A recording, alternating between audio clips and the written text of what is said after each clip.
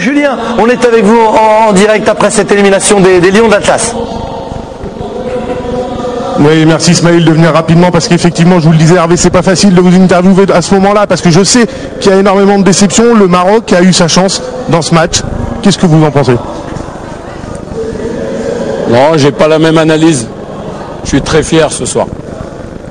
Très fier de tous les gens qui ont travaillé depuis presque un mois, jour pour jour. Ils ont fait un travail exceptionnel. Les joueurs ont fait le match qu'on attendait d'eux.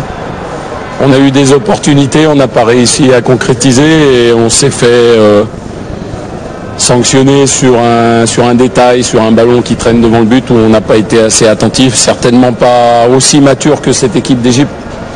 Mais c'est comme ça qu'on apprend. C'était une jeune équipe qui a donné tout son cœur pour le peuple marocain et donc il faut être fier de ça. Après, j'assume la défaite, voilà, je la prends pour moi. J'aurais dû gagner ce match, mais je félicite tout le monde, ils ont été exceptionnels. Juste rapidement Hervé, je sais que vous n'allez pas vouloir parler des absents, mais vous l'avez dit, il a juste manqué de la mettre au fond. Vous avez eu beaucoup de déficits dans le secteur offensif. Est-ce que c'est à partir d'aujourd'hui qu'on s'en est aperçu? Non, pas du tout.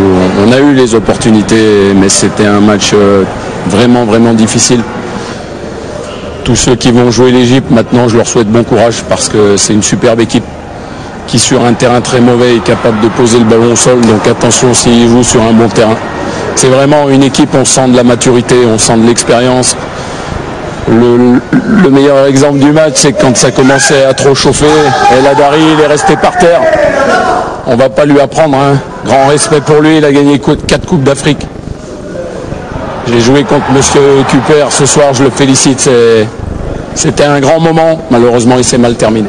Merci beaucoup en tout cas Hervé d'être donné les disponibilités. On va enchaîner Ismaël si ça vous dérange pas, il y a Mehdi Benatia qui attend. Allez-y. On va pas l'embêter non plus très longtemps. Merci Mehdi de venir. Compliqué, ça se voit sur votre visage, forcément on le disait avec Hervé, il y a énormément de déceptions ce soir parce que vous avez eu votre chance dans ce match. Ouais, c'est difficile. On a eu, je pense qu'en deuxième mi-temps, c'est là où on était le mieux. On a eu 2-3 opportunités, on a pensé qu'on pouvait marquer. Voilà, ce stade de la compétition, ça se joue sur un détail, on le savait, et sur un coup de pied arrêté, on se fait surprendre. C'est rageant, mais voilà, en tout cas, si je peux vraiment faire une petite déclaration, c'est vraiment triste de jouer sur ce genre de terrain. On est quand même un grand continent du football. On a la chance d'avoir de nombreux Africains dans les plus grands clubs.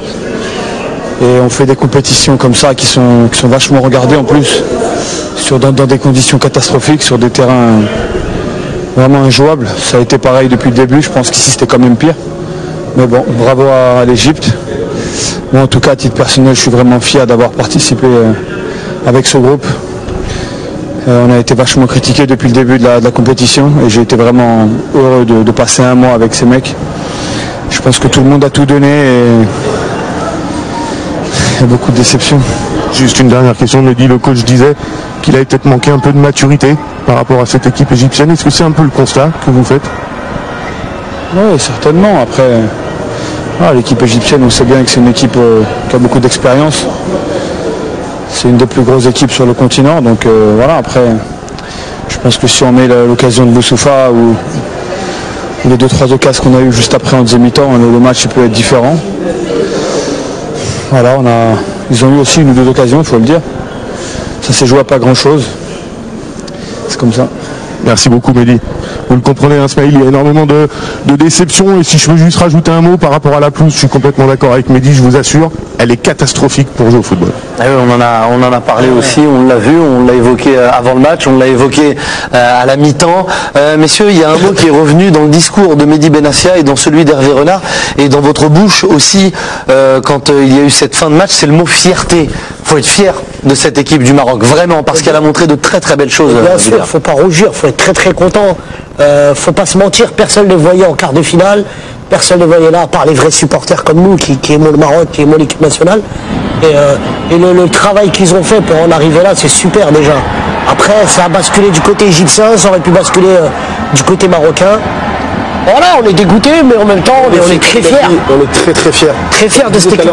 À Issam, c'est vrai que pendant 2 semaines, avec la Coupe d'Afrique, les gens ils ont oublié leurs problèmes, que ce soit au Maroc, il y en a, ils vivent pas facilement. Donc le fait qu'ils arrivent en quart de finale, personne ne voyait en quart de finale, on est tous fiers. Donc fiers d'être d'origine marocaine et fiers pour le peuple marocain. J'espère que Hervé Renard, si tu m'entends, reste avec l'équipe nationale et je te jure, je vais appeler mon fils Mohamed Hervé Renard Arbouja.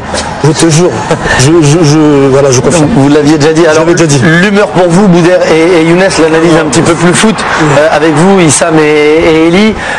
L'expérience, les petits détails, c'est ce qu'on avait évoqué dans l'avant-match, c'est ce qu'on a évoqué à la pause, c'est ce qu'on a évoqué en regardant cette seconde période, cette belle seconde période de l'équipe des Lions de l'Atlas.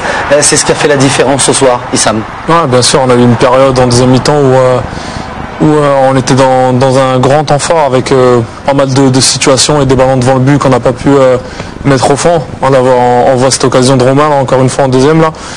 Et il manquait un petit truc, il manquait un petit truc. Là, cette fois-ci, ça a tourné à faveur de l'Égypte. Comme on a bien vu, l'Égypte, c'est une équipe très expérimentale, elle a fait le dos rond à un moment. Elle a fait preuve de maîtrise et sur un coup de pied arrêté à la 86e, il tue le match. Je suis encore très très déçu, mais je suis fier de ce qu'ils ont pu accomplir. Moi, ils m'ont fait vibrer. J'ai pu vibrer avec eux quelques matchs et là, ils m'ont fait vibrer. Ils ont fait vibrer que ce soit ma famille, les supporters et tous les Marocains dans le monde. Donc moi, je suis vraiment fier. Je leur tire un grand coup de chapeau et je pense qu'avec cette équipe, on peut construire quelque chose de grand. Elie, on parle souvent de ces petits trucs, mais c'est quoi ces petits trucs? C'est quoi ce petit truc qui a manqué? Avec la Magali de part et d'autre, il y a eu des occasions, même si la deuxième mi-temps était bien meilleure pour le Maroc, il y a eu les plus grosses occasions. Il y a eu aussi deux situations assez chaudes pour l'Égypte, bien arrêtées par Mounir. Après les détails, c'est sur ce corner, voilà, bénéficier d'une situation favorable sur un coup de pied arrêté. C'est des petits détails comme vous voulez souligner. Là c'est pareil, c'est pas un détail, c'est une belle frappe et voilà, il va s'écraser sur la transversale. Ça se joue à rien du tout. Les deux équipes étaient très proches. Après c'est vrai que le terrain n'a pas facilité une pratique propre du football ou du travail technique, mais malgré tout, tout le monde a essayé de donner le meilleur.